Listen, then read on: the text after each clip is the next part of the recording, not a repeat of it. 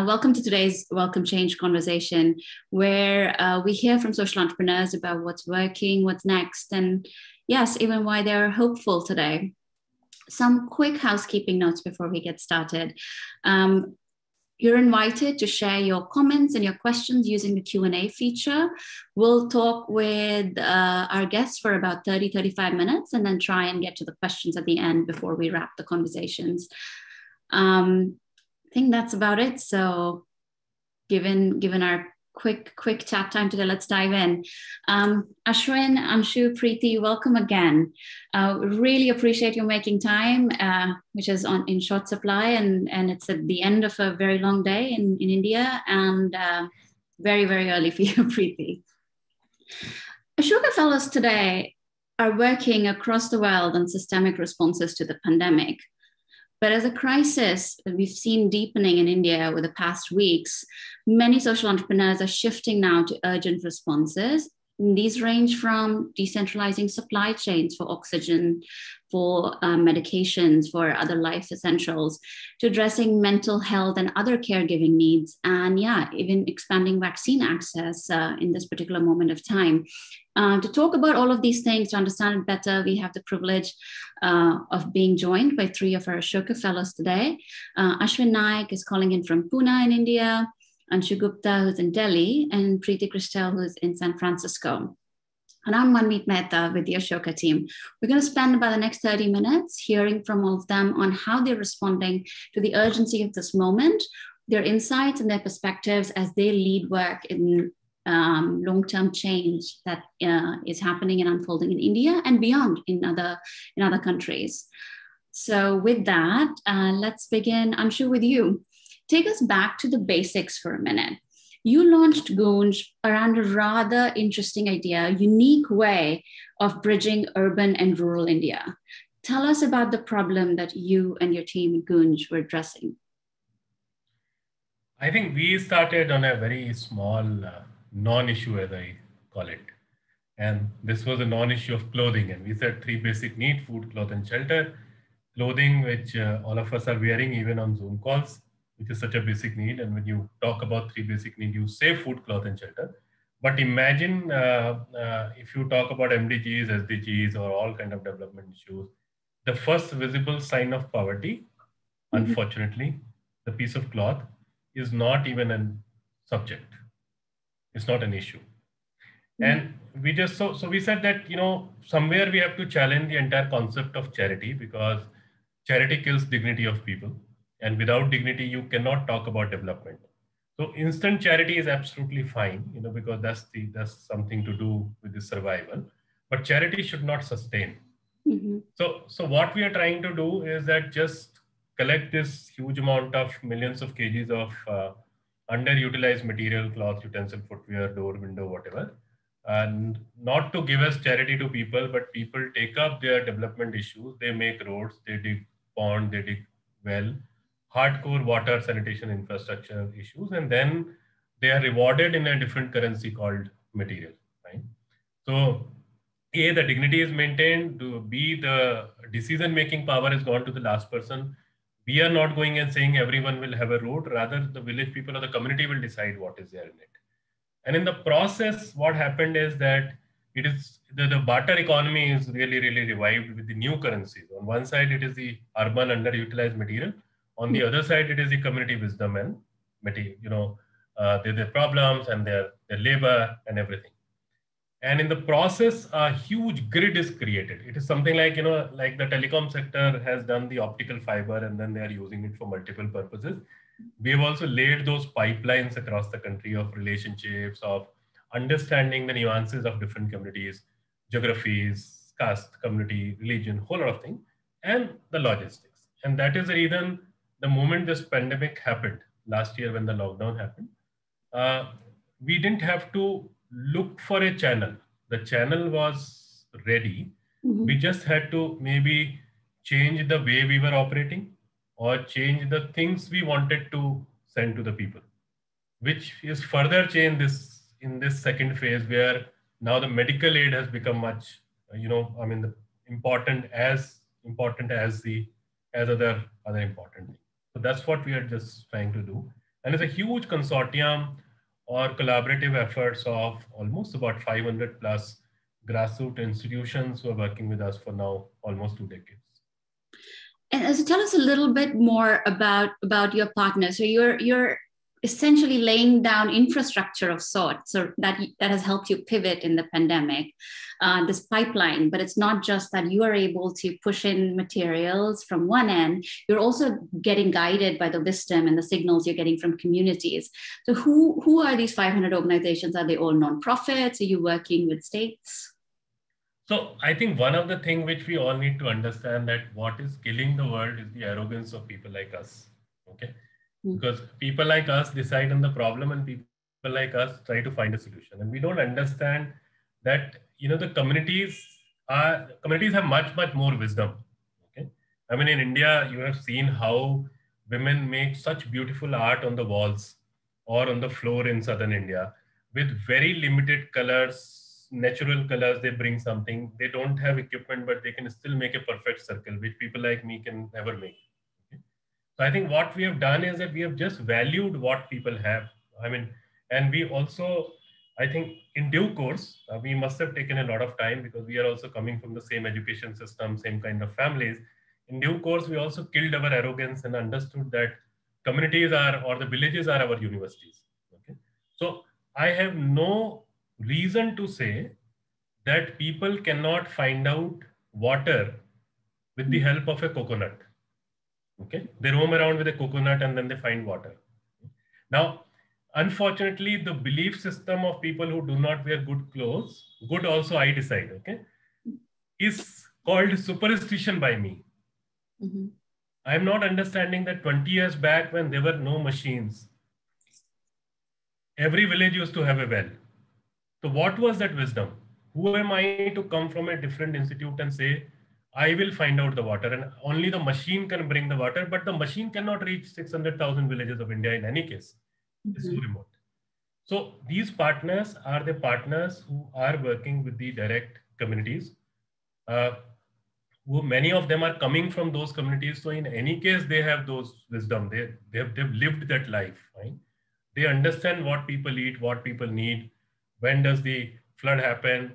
What area is the drought prone area? How do you find water where? How do you create road? Everything they understand. What is there, what is not. So we become more of a like catalyst kind of people. So these are community based organizations. Many Ashoka Fellows, in this collaborative effort for last. I think I'm one of those Ashoka Fellows who has really exploited the fellowship in terms of, because you guys gave me a lot of mad people in a platter. I said these people look like me, and that's how we really made use of those people. These are also some panchayats, which is the last mile elected body of India. These are also the people like two school teachers of a village who have some spark in their eyes. They want to do something. So we actually start working with them, then create a small institution around. We work with units of Indian Army. We work with the Border Road Organization. So it's a very wide range of partnerships with a simple thing, that who are the people who understand the local issues, mm-hmm. and who are the people who are ready to really go to the last mile, to the borders of those areas. Mm-hmm. I mean, around city, you will get a lot of people. But how do you really go to the Sundarbans? How do you go to the border of Bangladesh and India, Nepal and India, or the state borders? So that's what these partners are. And to be honest, none of them has ever worked on clothing. But just because we are not working on clothing is just a tool for us to reach out to the people. Largely, we are addressing the local issues with the wisdom of people. Wonderful. That's very powerful. And we'll come back to that in a few minutes. But Ashwin, for a minute, let's talk about healthcare. Just looking at some numbers, there's about 0.55 beds, public beds, per 1,000 people in India. You've launched multiple healthcare organizations, including the first rural hospitals network. Tell us a little bit about the focus of your work before the pandemic and how things have shifted since March of last year. Sure. Thank you, Manmeet. I think if you look at healthcare in India, the big problem is not of availability. The problem is of access. You know, you can talk about India in the context of the best healthcare facilities in the world, where the world comes to us, and the worst healthcare facilities.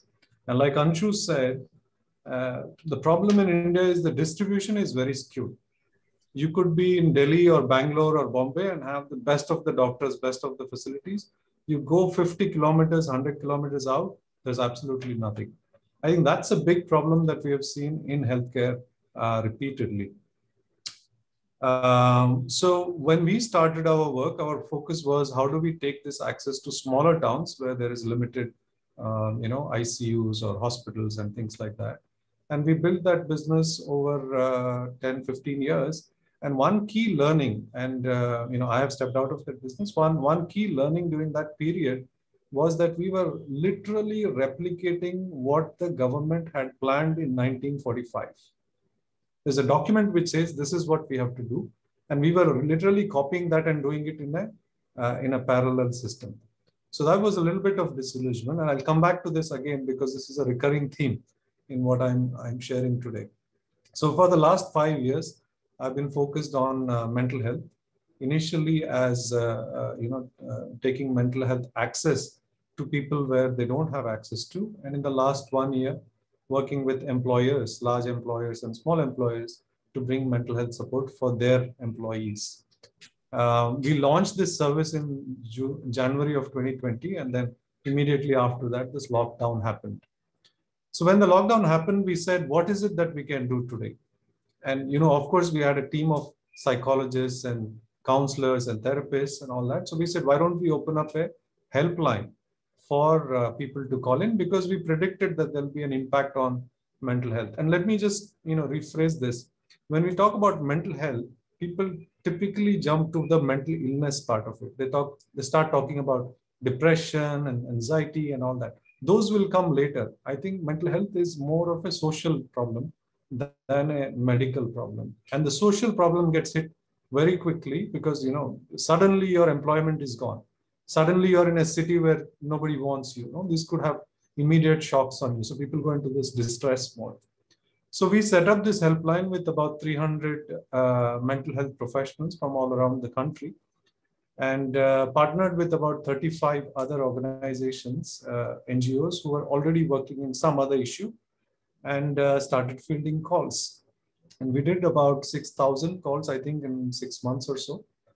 And then things started looking good. Right? December, everybody was having Christmas parties and New Year, and people started traveling. And then we let our guard down a little bit. And January was really, we were almost ready to disband this group of 300, mental health professionals. And February, again, we're back. And the first reaction when it came back and our team said we should do something, my first reaction was, let's not worry, let's not bother.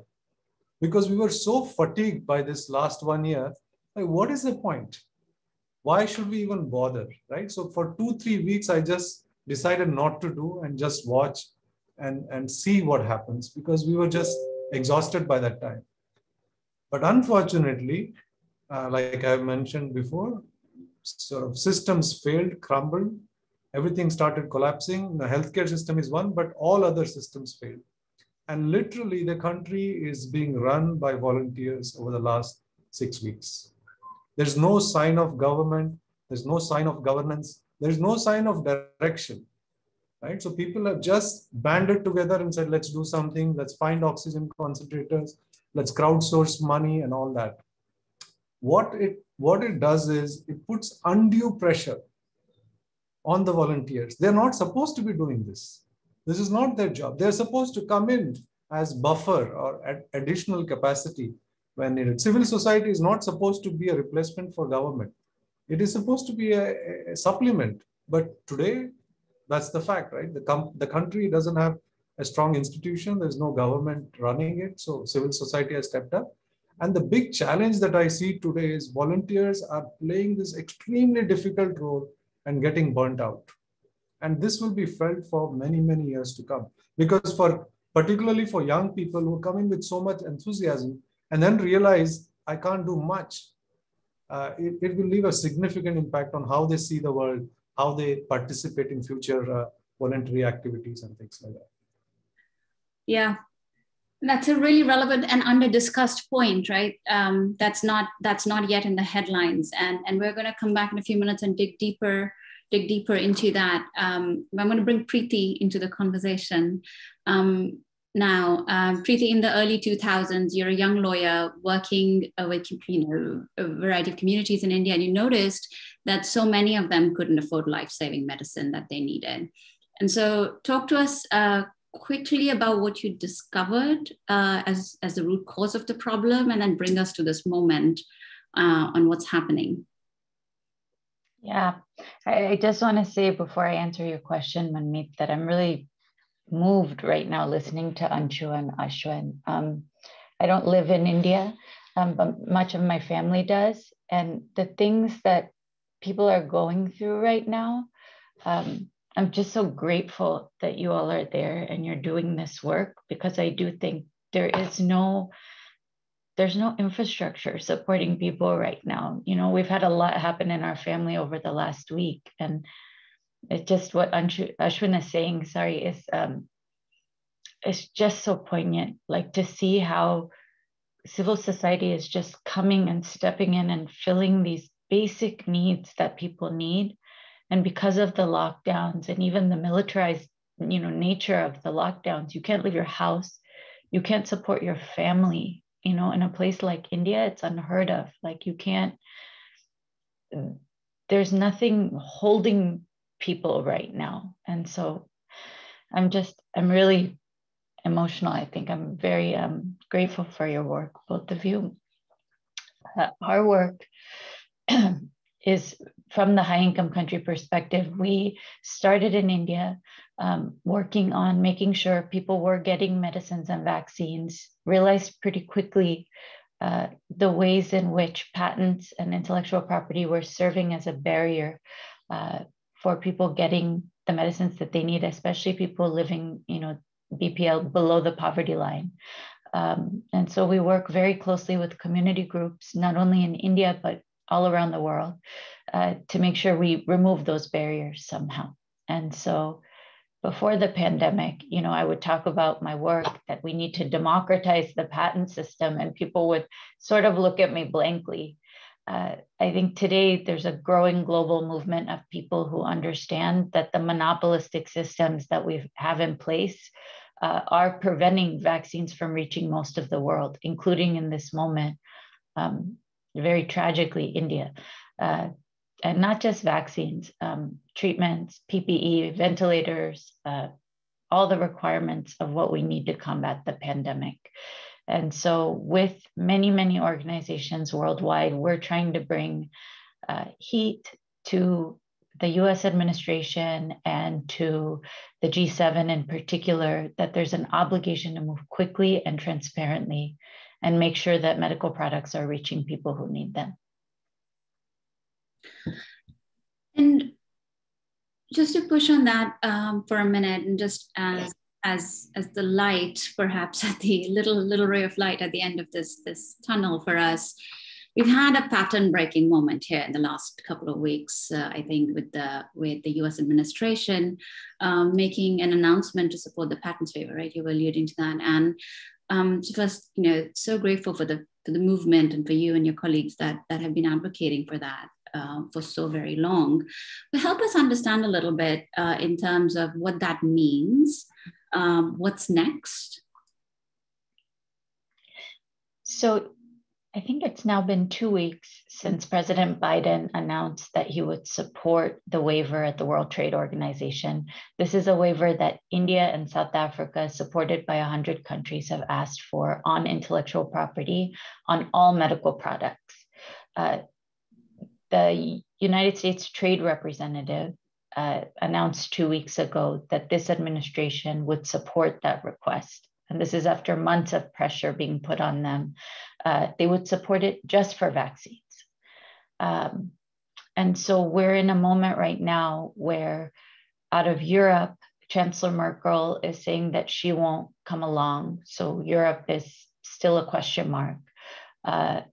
There's growing demand and pressure coming from the African Union, from India, from other places, asking for the waiver and asking for it to happen quickly. So I think it's really important to understand what has happened right now, like what it is and what it isn't. A US president going against, decades of trade policy to actually say that people's lives matter more than these systems for intellectual property that we have, that's historic. It's a complete game changer, not just for this specific issue, but across the board, to look at the ways in which we've organized the global economy and the way the US puts pressure on other countries in their trade agreements. It's unprecedented. But actually nothing has happened. And so I worry these days that the press made too much of that moment too. The president just signaled that he was willing to sit down and have a conversation in trade circles.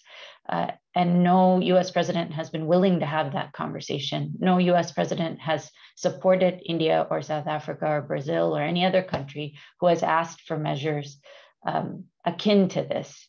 So what we have to see now is, are they going to put their muscle behind that statement? How quickly are they going to move? Will the negotiations be transparent?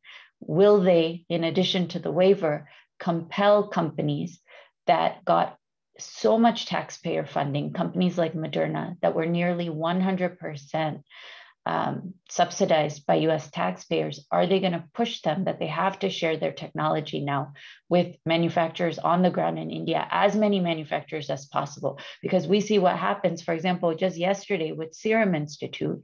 We put so much hope into Serum Institute that they were going to supply COVAX and therefore the rest of the world. And now Serum has announced that it's going to take another 7 months for them to even meet the basic commitment that they made. And so this is what happens in a monopoly-based model. When you don't let as many manufacturers as possible get going, this is what happens. Yeah, and Serum Institute, of course, is the leading manufacturer for AstraZeneca today, based in Pune in India. Anshu, when you sort of consider what you're seeing now, what are some of the patterns that you see emerging over the next few months in what's going to unfold next? You're on mute, Anshu. So, Manmeet, I think first we need to really unfold this particular phase, because I think there are a lot of myths, there are a lot of misconceptions the way things are happening. The entire world is worried about the oxygen and oxygen plants in India. Every single, if you see the larger part of the money which is coming from outside, everyone is talking about oxygen. And what we have been advocating is that last year, if you see the pattern, last year when the lockdown happened in March and all that, everyone was worried about hunger, and that to the hunger of the migrants till the time they were visible on the road.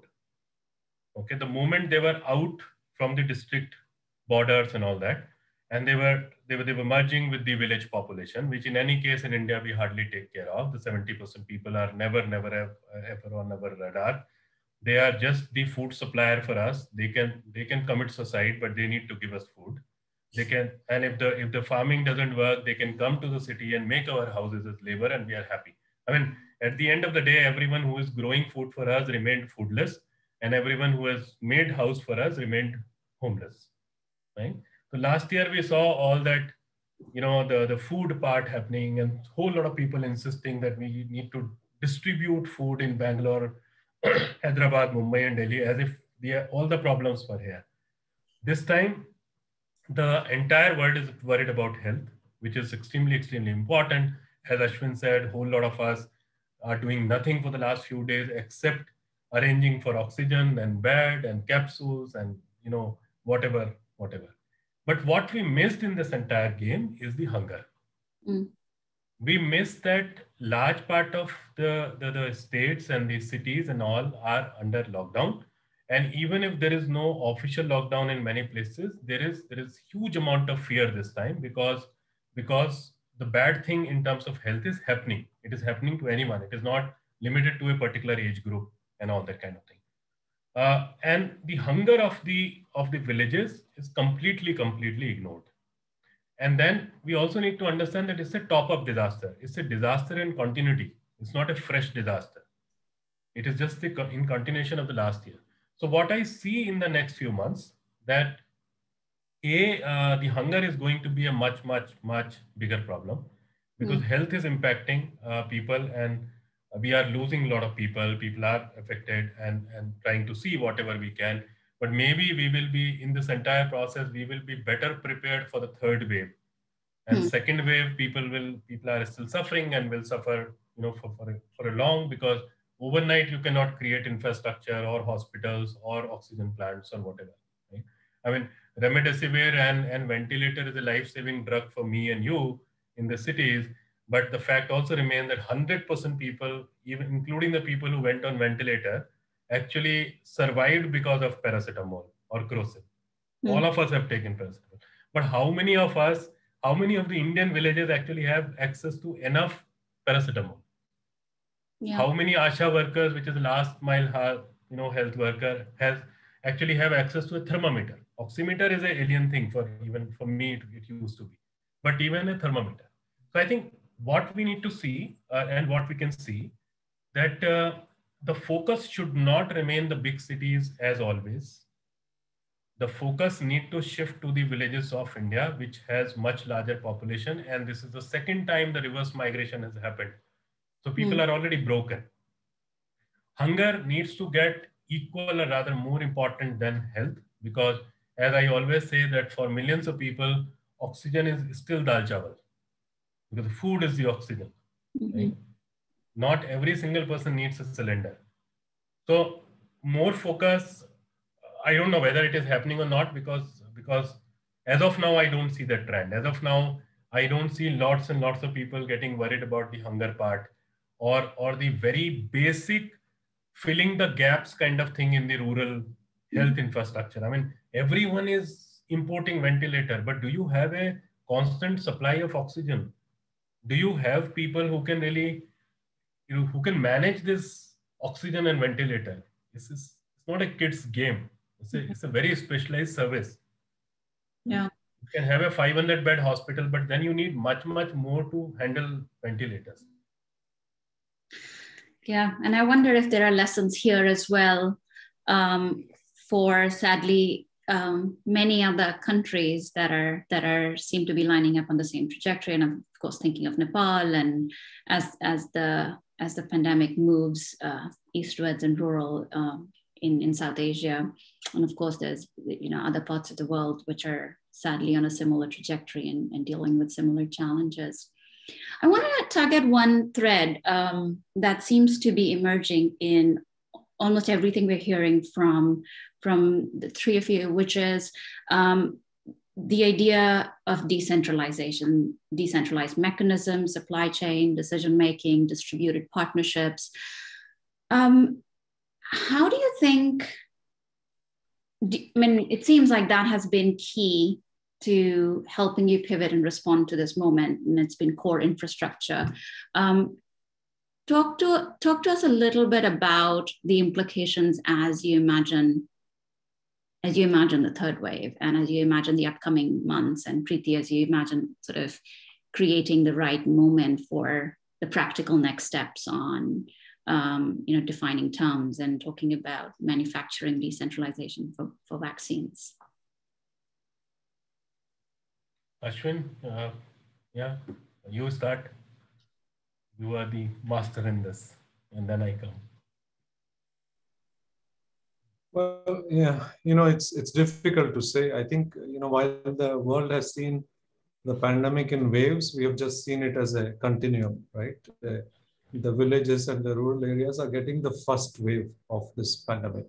So it's difficult to say what is going to happen later, because every time you look at another part of the country, they're going through the same phase.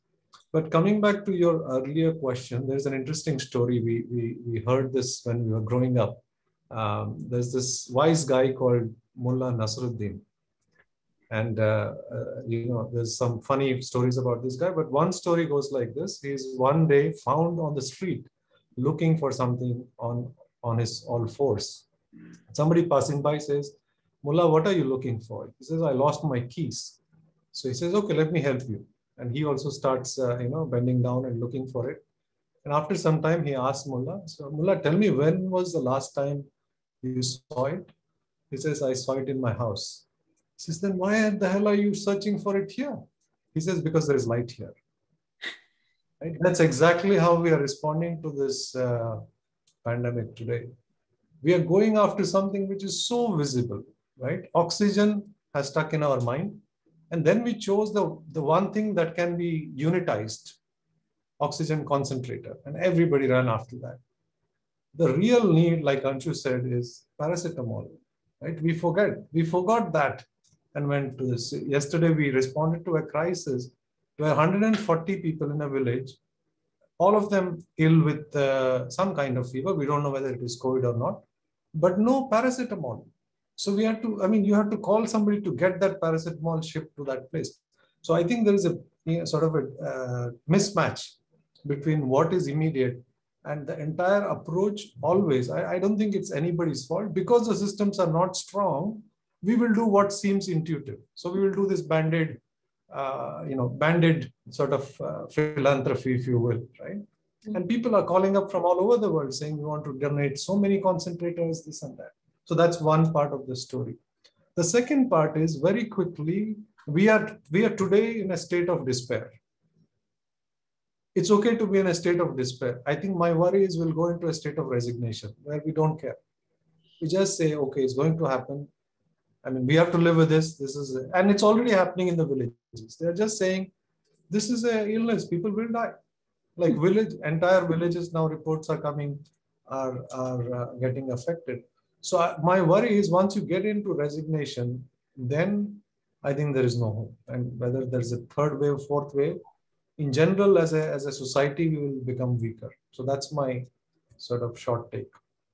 I need to add, just going on the Ashwin thing, one thing which I hate about us is that we are too resilient. What people praise about Indian communities as that, the kind of resilience and all. Resilience is what? It is a compromise. I mean, we don't complain. As he's saying, we are just accepting that, okay, fine, from one village, 30 people die, it's okay. I mean, they had to die type, and otherwise this happened, that happened. We find a justification for everything wrong which happens to us. Mm-hmm. Okay? And maybe that is the reason that we don't change things fundamentally.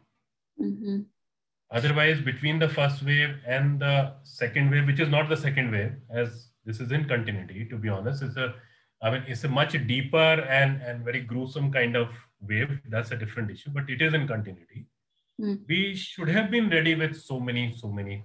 I mean, if we knew that even first time the paracetamol was not there in the village, have we really worked on our PhCs in the last 1 year, including people like us? Because I am also too resilient.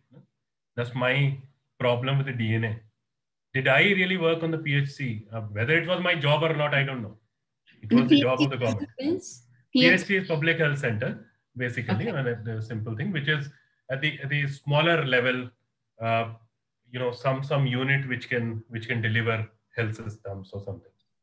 So really, what I'm hearing again and again, and Priti will come to you in half a second, is just to emphasize that there is a spectrum of work to respond beyond just the immediate band-aid, and you're seeing a deeper need. There is a question I want to understand if that gives you hope, so that we don't slide into resignation. But Priti, I'm going to let you weigh in before we turn there. Now I'm forgetting what the last question was. We'll come back to you then. But if you like. I was curious at the thread of decentralized action and decision making that seems to run through all of your work. Yeah, and so for us, obviously, being outside of India, we're dealing with the exceptionalism mindset of the high income countries. Like, we have moved forward, for example, in the US, that the president is saying, okay, we need to do whatever it takes to scale up manufacturing. But when you go a little deeper, what the conversation is emerging now, in part because of all the lobbying that's happening, is how can we, the US, create more labs, either here in the US or controlling supply elsewhere, to manage this rollout.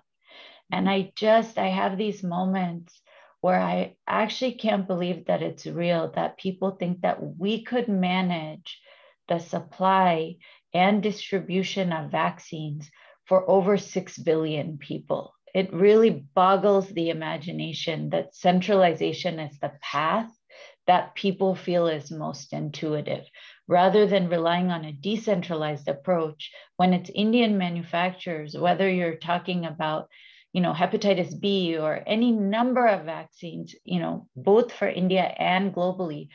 Who's been supplying the world? It's Indian manufacturers. So why won't you trust them to do what they've done best, decade after decade? In fact, when you look at examples of where in the world we're not adequately vaccinating people, for example, for pneumonia, the pneumococcal vaccine, millions of girls today don't have access to that vaccine. It's because competition is blocked. We're not allowing suppliers. The company that holds the patent rights is not allowing suppliers in countries like India to manufacture and scale up. So this idea of decentralizing, it's so important. And I don't see the mindset shift yet here. Fine. Okay, well, we're actually getting a lot of questions from the audience. And before we turn to them, I'm going to ask one last question. And this is something that you've mentioned a little bit and alluded to it. And again, sort of goes to this decentralized action. You've talked about how it feels like the citizens are running the country. The emergence of the citizen, not as a passive bystander, but perhaps as too resilient a change maker, solving problems and responding to the moment. There's been a global grief and loss and pain and distress with this pandemic, but the trauma in such a concentrated period of time in India feels pretty hard to comprehend. We've seen photos, we've read the stories.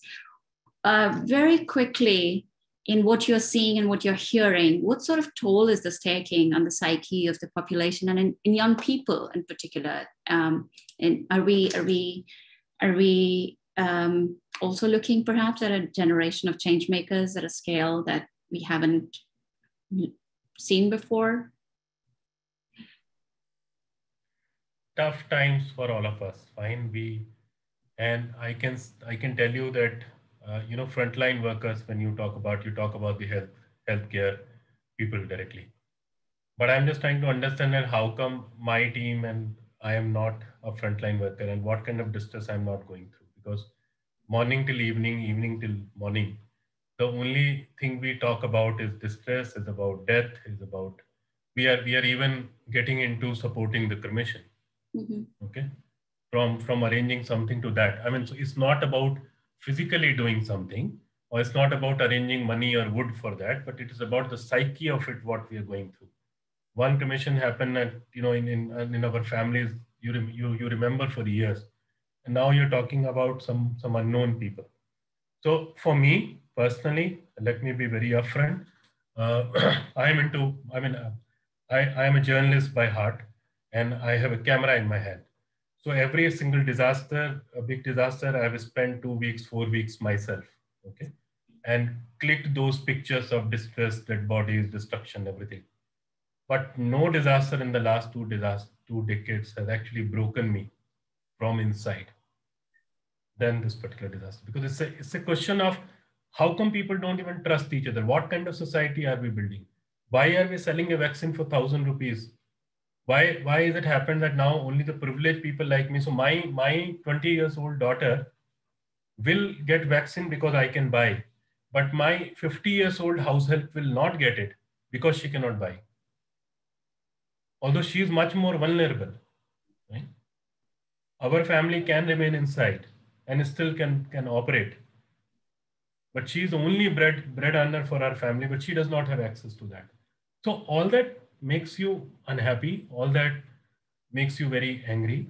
And it is certainly a psychological thing, which, to be honest, in the last 2 decades, I have never faced, even when I was new to this sector, and first disaster was first for me type. So important, that's what we've been saying, that important to talk about it, important to be with each other, because we have to fight it out. There's no, I mean, if I start talking about these things as a team leader, I know that what is going to the team. I mean, one simple example I tell you, there's one organization, one friend run it, and they have something called a step one where they talk about the counseling and all this group. So we have hundreds of volunteers. We thought now the normal, in any case, Goons work is not happening. So we started engaging volunteers in various places. So now there's some 240 odd registered for that. And then their training happened and all that. Now they have to listen to the people and advise them and connect them. And now if you listen to these people who are talking to people, and you say, what is this happening? I mean, because morning till evening, you are only talking about distress and fear. Yeah. And we all are, at the end of the day, we all are human beings. Yeah. Yeah. So there is a silent crisis almost unfolding that is not yet making the headline. So it's sort of looking under the headline and seeing what else is there. I'm going to let you all have one last word before we wrap. We got 5 minutes and we got lots of questions coming in. Really quickly from Rahul, even if India and other developing countries have sufficient number of vaccines, how can government, civil society, nonprofits help to speed up delivery? So that's one piece of the question. And also, is the policy? Yes, I believe there is vaccines are opening up for wider age groups and not emerging in phases. So yeah, do we have systems set up for delivery of vaccines at the last mile currently? Ashwin, you should take up, boss. Yeah, thank you. So, one thing that we have done in the last 40 years, or one thing that we know how to do well, is to deliver vaccines to the last mile. This vaccine is a little different. It needs some cold storage and all that. But we have done pulse polio, we have done polio, we've done smallpox. The institutional mechanisms are all there. So if there is enough vaccines, we can get them to the places where they need to go. I don't think there is a problem. There is always, in India, in a country like India, there's always a pocket which will be left out. There is a vaccine hesitancy, which comes because there is an adverse event or there's some bad news associated with vaccine. But we know how to tackle that by communication and all that. What we cannot do is we push for vaccination and don't give vaccines. There's no answer to that question. In India, I don't know, if you call any Indian cell phone, before the phone rings, there is a message saying that please get your vaccine. And there's nowhere to go, right? It's just incredible. So I think that's the short answer to it. But going back to your question about change makers, I do want to make a point here. I think we have seen a new generation of people taking responsibility for things that they never even thought about. For example, the changing role of a donor in India. Traditionally a CSR organization would write a check and then forget about it. Today, the CSR organization, somebody from there is sitting and saying, I want to make sure this gets to the place it's supposed to go. Companies which normally employees will not even know what their organization is supporting, they're saying, okay, let's make some contribution, get together, do something. I think there will be a new wave of people who will come in. But I am hoping that more than change makers, we will have more question askers, because our problem is we have not asked those questions. We should be asking, why did we fail? Why did the systems crash? Who is responsible for this? If we don't have enough vaccines, we can't be blaming the patent regime in the US or anywhere else, right? How come other countries got it? So we did something wrong. Like to Priti's point, we knew that centralizing this with one manufacturer, giving them tons of power, and then having no backup is a surefire way to disaster. So my hope is that we have more people asking questions after all this is done, and really asking the tough questions, whether it is to the government or to ourselves. So let me ask you all this really quickly as we approach the end of time, and I want to be respectful of your time, especially at the end of a long day. What is the one thing we see lots of philanthropy, institutional philanthropy, individual philanthropy moving to India, but what is the one thing you would say to philanthropists that are interested in supporting everybody in India at the moment?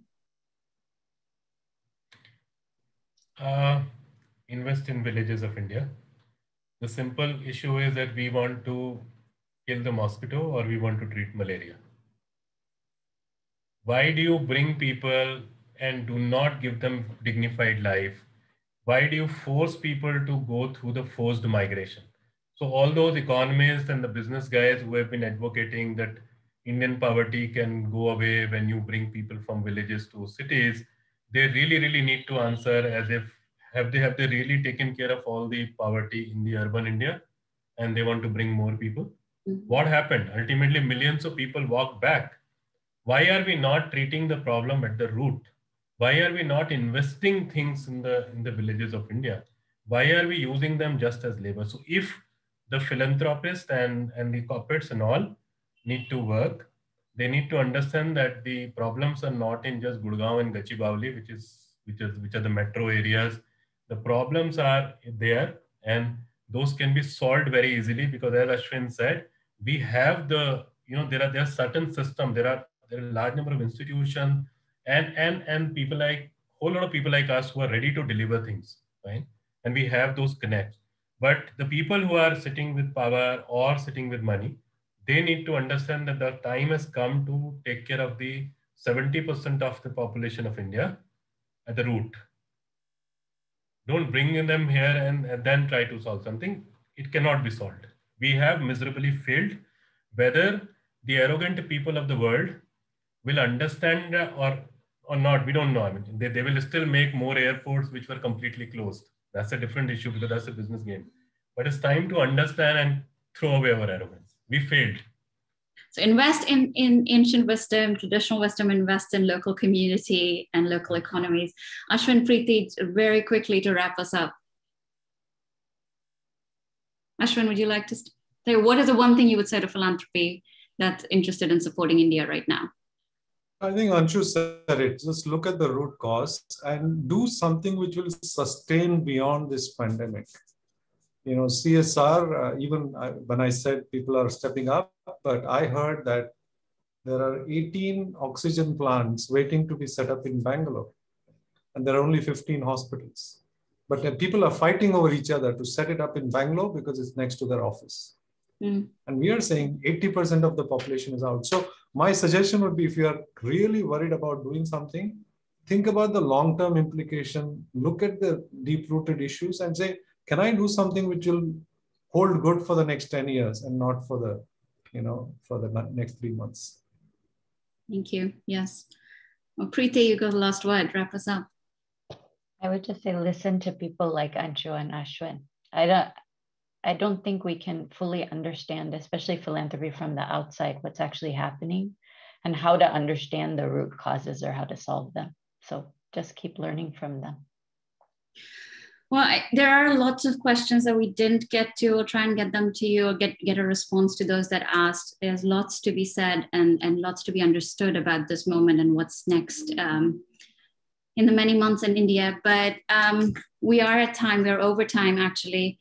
But we hope that everyone found this glance behind the news headlines helpful. It is our absolute privilege to support fellows like you, Ashwin, Anshu, Priti. We are so grateful for you and for the work that you're doing.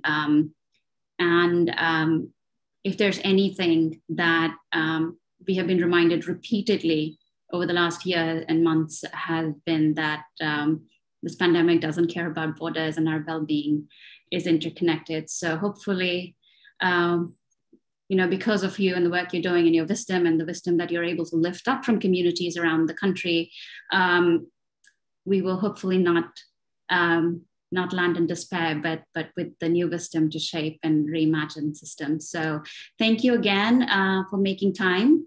And thank you to everyone who stayed on and is listening and shared great comments. And we look forward to more conversations. See you next time. Welcome Change.